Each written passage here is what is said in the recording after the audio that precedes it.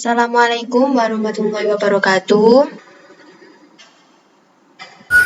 Waalaikumsalam warahmatullahi wabarakatuh. Waalaikumsalam warahmatullahi wabarakatuh. Bagaimana nih kabarnya teman-teman hari ini?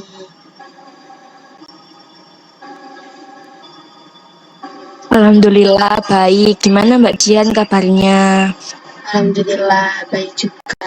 Semoga kita tetap semangat ya menjalani hari-hari ini.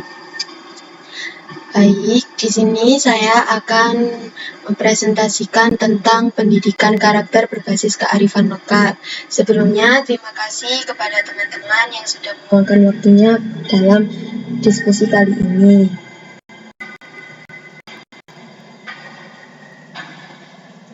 Baik, sebelumnya perkenalkan, nama saya Jian Basita Firdaus dengan nomor induk mahasiswa 24010644026 dari kelas 2024A.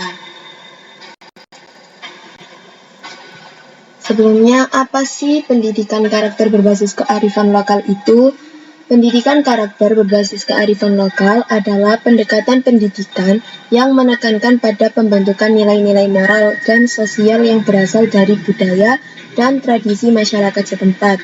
Di Indonesia, kearifan lokal mencakup berbagai nilai seperti gotong royong, solidaritas, kerjasama, dan penghormatan terhadap alam serta sesama.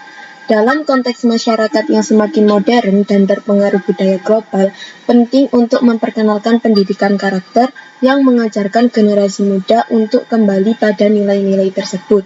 Pendidikan karakter berbasis kearifan lokal juga dapat diterapkan di berbagai jenjang pendidikan, mulai dari sekolah dasar hingga perguruan tinggi, dengan memanfaatkan berbagai media dan metode yang relevan untuk mengenalkan nilai-nilai tersebut dalam kehidupan sehari-hari.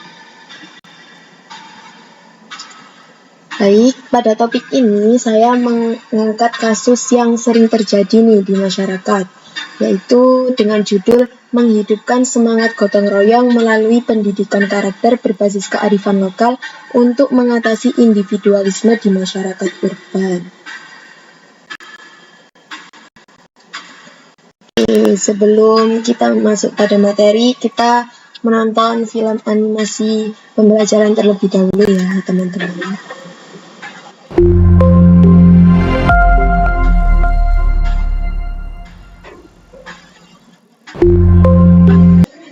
Di suatu kampung bernama Kampung Aman, terdapat kebiasaan masyarakat yang selalu mengadakan gotong royong setiap hari Minggu. Di kampung tersebut, tinggallah Budi bersama kedua orang tuanya. Budi, kamu tuh dari tadi di kamar terus.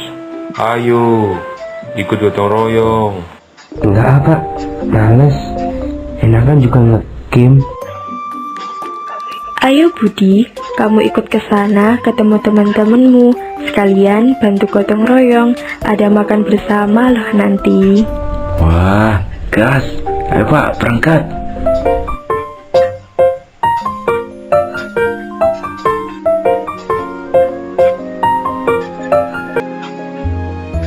Wah, ada pisang tuh.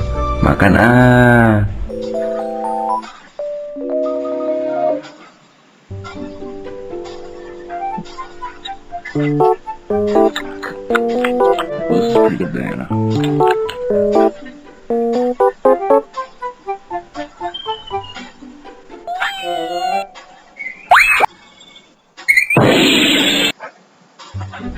Waduh, nggak apa-apa nih. Apakah kalian melihat gajah jatuh dari langit?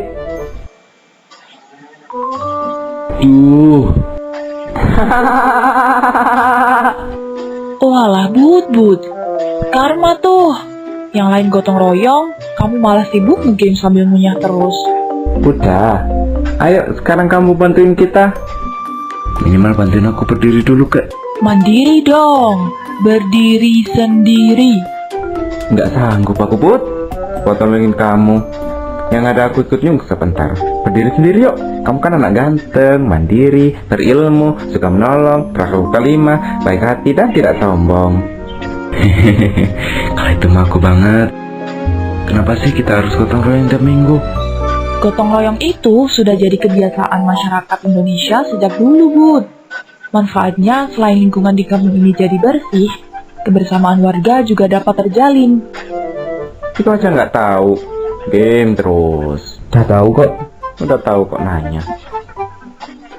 Semenjak kejadian tersebut, Uni selalu rajin ikut gotong royong. Ia sadar bahwa gotong royong membersihkan lingkungan tempat tinggal sangat penting. Selain menjadikan lingkungan nyaman untuk ditinggali karena bersih, gotong royong juga merupakan nilai budaya bangsa Indonesia sejak zaman nenek moyang yang dapat mempererat tali silaturahmi.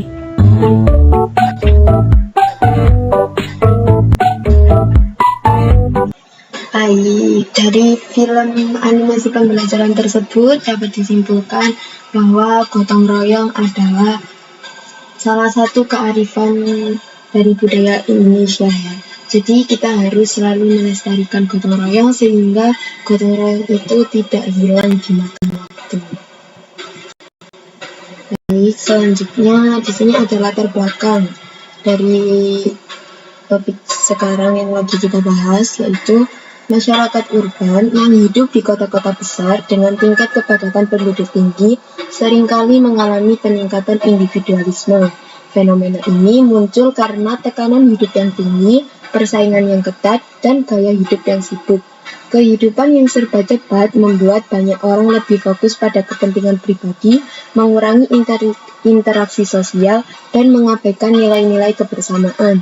Selain itu, teknologi dan media sosial juga memperburuk fenomena ini dengan mendorong individu untuk lebih menonjolkan diri sendiri daripada membangun hubungan yang lebih dalam dengan orang lain.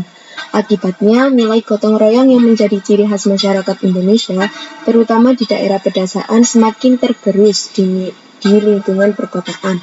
Untuk itu, penting untuk kembali menumbuhkan semangat gotong royong melalui pendidikan berbasis kearifan lokal agar masyarakat urban dapat lebih inklusif dan saling mendukung.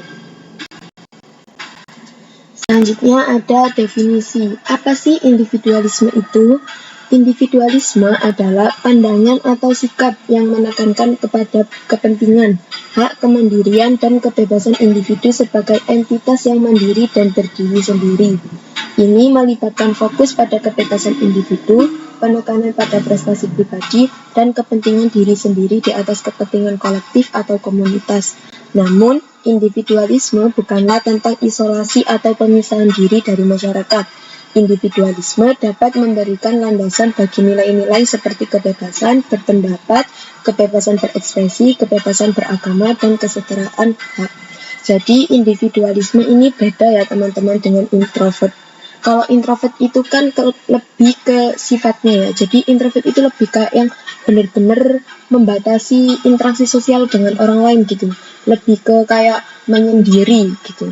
Kalau individualisme ini lebih menekankan kepada kepentingan pribadi. Jadi mereka itu tetap berinteraksi dengan orang, namun mereka itu lebih mementingkan kepentingan pribadi mereka sendiri, kayak gitu. Selanjutnya yaitu definisi gotong royong.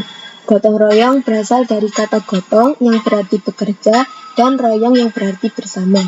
Berdasarkan Pujiwati Satjoyo yang dituliskan dalam buku Sosiologi Pedesaan, menyatakan bahwa gotong royong merupakan adat istiadat tolong-menolong antara orang-orang yang ada di berbagai macam lapangan kegiatan sosial, baik itu menurut hubungan kekerabatan, tetangga, dan efisien yang bersifat praktis, serta ada pula kerjasama lainnya.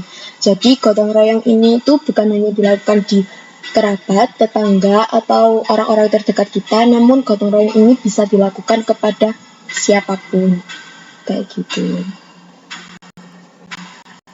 Lalu di sini ada manfaat dan tujuan gotong royong. Yang pertama yaitu menciptakan rasa kebersamaan dan menumbuhkan rasa kasih sayang.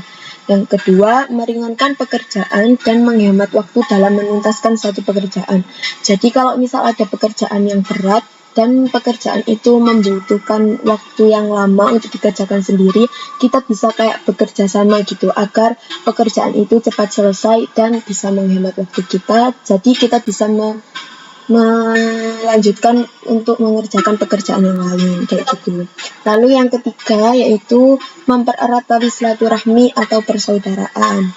karena gotong royong ini tuh bersama-sama kan, jadi itu pasti mempererat tali silaturahmi kita, dan itu jadi buat orang yang belum jarang berinteraksi dengan kita, itu akhirnya bisa berinteraksi dengan kita, sehingga itu membuat kita dan orang-orang sekitar kita itu merasa lebih dekat kayak gitu.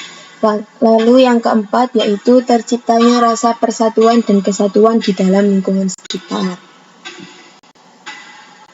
Selanjutnya di sini ada contoh program kurikulum pendidikan yang mengedepankan gotong royong. Teman-teman pasti tahu ya, negara kita sekarang itu lagi memakai kurikulum merdeka, yaitu kurikulum yang dimana siswa lebih banyak berfokus pada proyek dibandingkan dengan materi di kelas.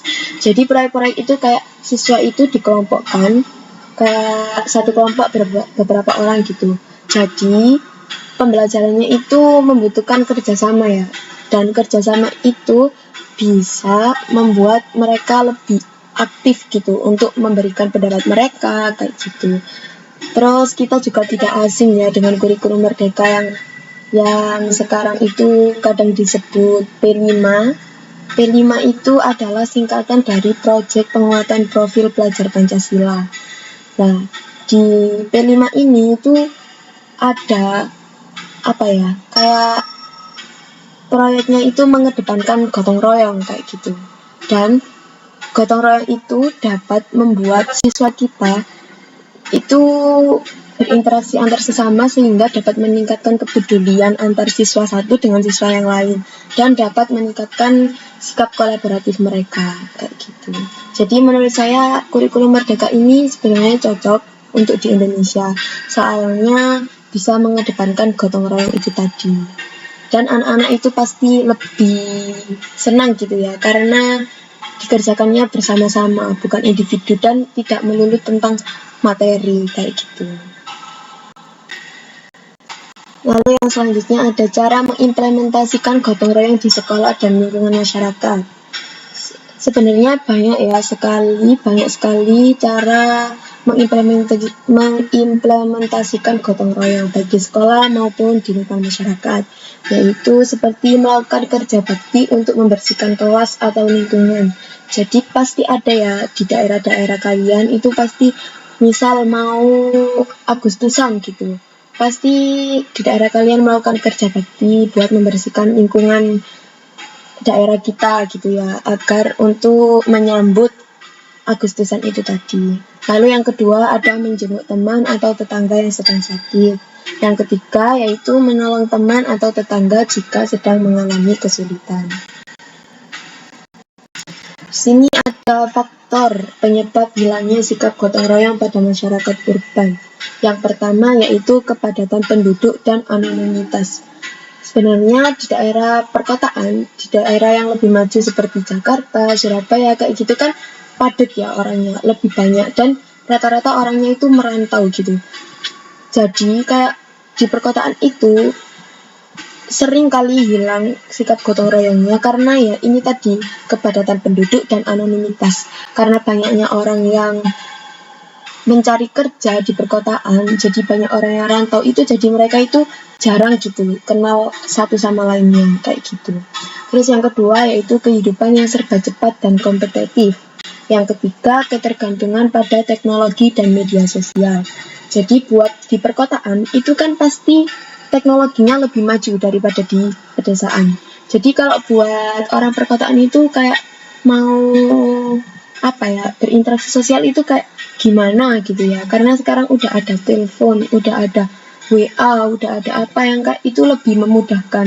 Dan pasti orang perkotaan itu kan juga sibuk gitu.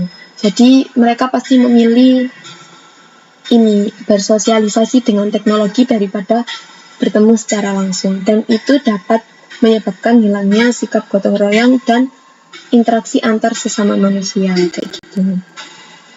Lalu yang selanjutnya yaitu keterbatasan interaksi sosial seperti yang saya katakan tadi. Lalu ada ketimpangan sosial dan ekonomi. Yang terakhir ada stigma terhadap gotong royong di lingkungan perkotaan. Jadi orang perkotaan itu sekarang itu banyak gitu yang berpikir kayak apa sih gotong royong itu lebih cocok dilakukan di pedesaan daripada di perkotaan. Lah, stigma itu bisa menyebabkan faktor hilangnya sikap gotong royong tersebut. Kayak gitu. Baik, di sini ada sesi tanya jawab. Pada sesi ini teman-teman boleh memberikan pendapat, menambahkan pendapatnya atau menyanggah pendapat temannya. Baik.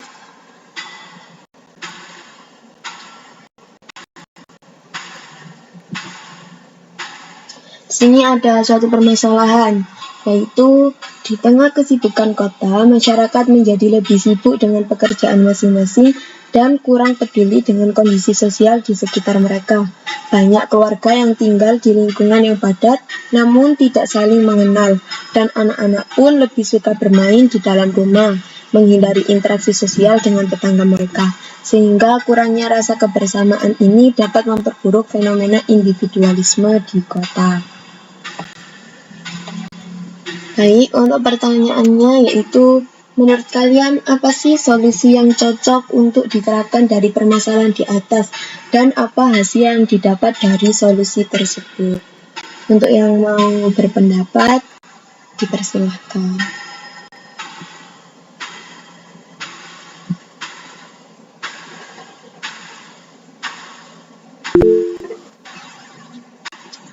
Monggo Mbak Dini boleh menyampaikan pendapatnya. Terima kasih atas kesempatannya. Jadi tadi kan soalnya masalah masyarakat yang individualis gitu ya. Nah, menurut kalian solusi apa gitu? Solusinya adalah ini dari kesadaran diri masing-masing dan juga dari faktor lingkungannya. Nah, saya tuh punya tetangga kayak apa orang Surabaya gitu loh, menetap di desa saya. Nah, itu tuh benar yang kata Mbak Cia tadi ya. Kalau orang Surabaya, orang perkotaan itu kan individualisme gitu ya. Maksudnya ya ngobrol ya cuman kayak nyapa doang, nggak kayak ngobrol-ngobrol sama tetangga, gotong royong itu ya cukup sebatas hanya menyapa saja mungkin. Dan pertama kali orangnya ya seperti itu Mbak Jian, tetapi lama-kelamaan di desa saya itu banyak program-program kayak gotong royong, bersih-bersih selokan atau apa gitu ya. Terus habis itu ada apa bancaan gitu loh yang kayak genduran gitu loh, yaitu pokoknya yaitu itu kan di undang-undang juga. Nah itu orang itu tuh mereka tuh lebih apa ya, sekarang lebih terbuka, maksudnya lebih terbuka lagi, bisa ngobrol sama tetangga, terus habis itu berani mengungkap pendapatnya gitu loh Mbak Jian. Dan anak-anaknya pun waktu itu tuh kayak gak berani gitu loh, maksudnya bukan gak berani ya, kayak mungkin belum terbiasa ya dengan lingkungan desa, dan anak-anaknya ya main di rumah aja gitu. Tapi sekarang anak-anaknya bisa berbaur sama anak-anak desa yang lain, berbaur sama tetangganya, bisa main-main gitu. Nah, menurutku sih itu sih faktor diri sendiri, yang kesadaran diri. Kan kalau misalnya lingkungannya itu udah memadai ya, misalnya udah kayak dikatakanlah lingkungannya itu udah baik, udah bener-bener gotong royong gitu ya, tapi individualis sendiri nih belum kayak menggerak gitu loh hatinya buat ikut serta di dalamnya. Nah, itu juga dua-duanya itu harus balance, yang kesadaran diri sendiri dan juga faktor lingkungan tadi. Nah, seperti itu. Oke, baik Mbak Dini, bagus sekali. Saya sangat setuju. Ya, kalau nggak ada kesadaran diri sendiri itu ya nggak gerak gitu ya Mbak Dini. Iya, benar. Dan lingkungannya di situ itu juga harus merangkul orang tersebut ya, karena orang tersebut Benar. juga orang baru kan, jadi kita harus merangkulnya agar bisa nyaman gitu berada di daerah kita kayak gitu. Benar. Oke, teman-teman, ada yang mau menambahkan pendapatnya lagi?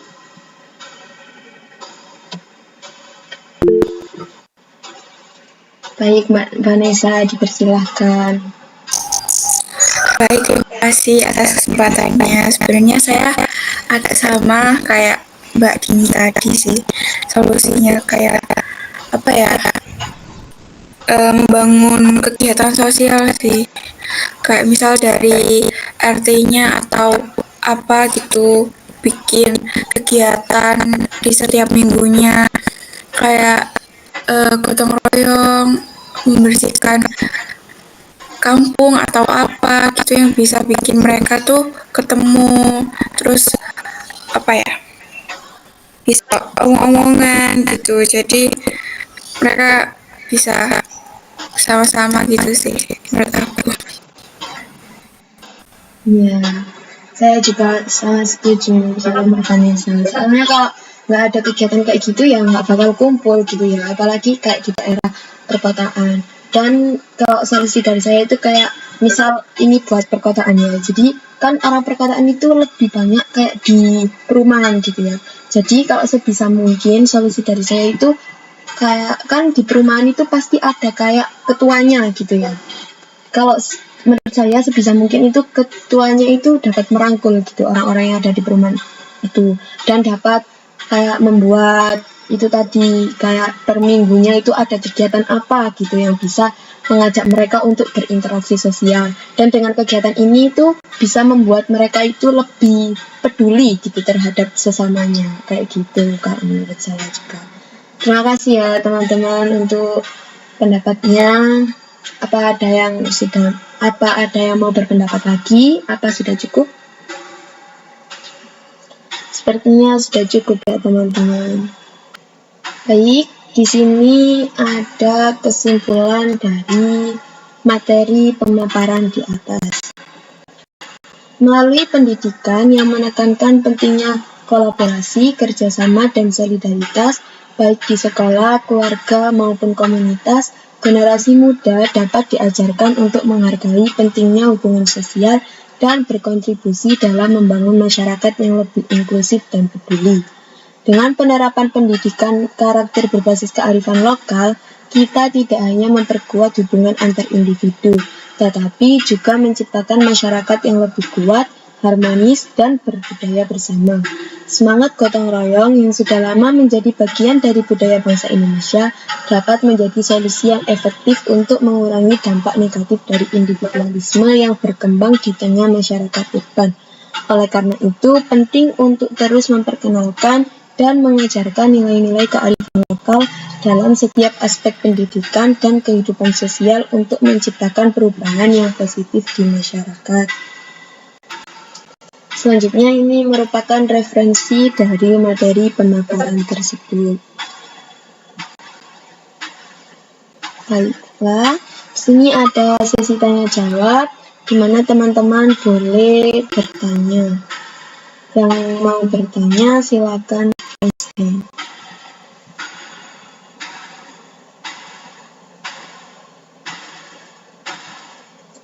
Untuk yang mau bertanya, monggo. Oke, Mbak Vanessa, monggo. Baik, terima kasih atas waktunya. Saya izin bertanya, apa saja tantangan yang dihadapi oleh semangat gotong royong di era modern dan bagaimana cara mengatasinya? Terima kasih. Baik, terima kasih Mbak Vanessa. Boleh ditulis di kolom chat ya Mbak Vanessa. Selanjutnya ada Mbak Dini Putri, monggo Mbak Dini. Terima kasih atas kesempatannya. Jadi, pertanyaan saya adalah, apakah masyarakat urban, masyarakat yang individualis gitu, bisa mempengaruhi karakter berbasis kearifan lokal? Ya, terima kasih.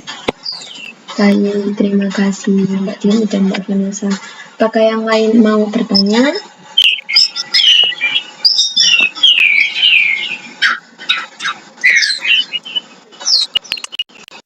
Baik, di sini saya akan menjawab pertanyaan dari Mbak Dini ya terlebih dahulu. Pertanyaannya, apakah masyarakat urban yang individualisme bisa mempengaruhi karakter berbasis kearifan lokal tersebut?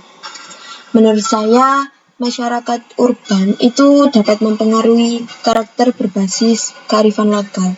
Meskipun dampaknya itu bersifat kompleks dan beragam, namun itu menurut saya dapat mempengaruhi karena di satu sisi globalisasi dan Modernisasi yang cenderung menguat di lingkungan urban seringkali membuat nilai-nilai tradisional dan kearifan lokal tergerus atau terpinggirkan. Pengaruh budaya asing, perkembangan teknologi, serta gaya hidup yang lebih konsumtif bisa menggeser perhatian dari nilai-nilai lokal yang lebih bersifat kolektif dan berkelanjutan. Seperti yang sudah saya jelaskan tadi, karena masyarakat urban itu seringkali sibuk ya dengan pekerjaannya masing-masing, dan teknologi di perkotaan itu pasti lebih maju dibanding perdesaan. Jadi kalau menurut saya masyarakat urban yang individualisme itu pasti mempengaruhi pendidikan karakter berbasis kearifan lokal tersebut. Begitu Mbak Dini.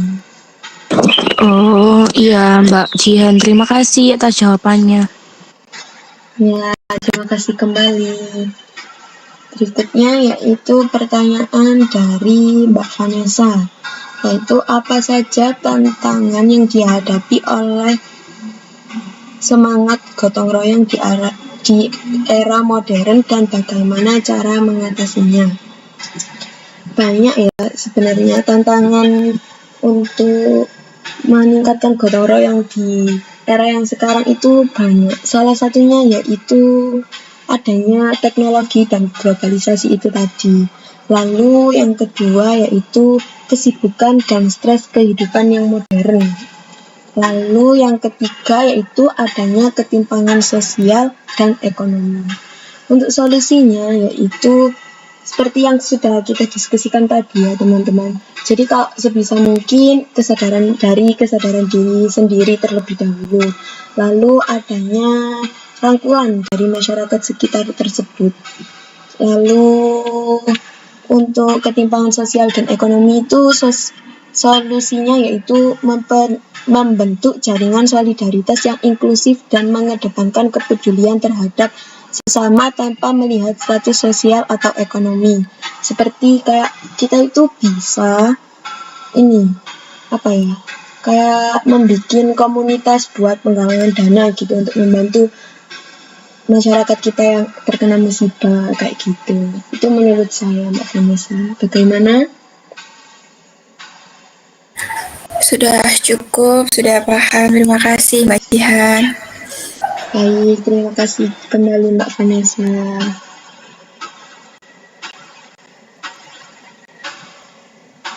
Baik, sekian pemaparan materi dari saya tentang pendidikan karakter berbasis kearifan lokal. Semoga materi ini bermanfaat bagi kita semua. Dan terima kasih kepada teman-teman sekalian yang sudah meluangkan waktu pada sesi diskusi kali ini. Jika ada kurang dan kesalahan, mohon dimaafkan. Sekian dari saya. Wassalamualaikum warahmatullahi wabarakatuh. Waalaikumsalam warahmatullahi Waalaikumsalam warahmatullahi wabarakatuh. wabarakatuh.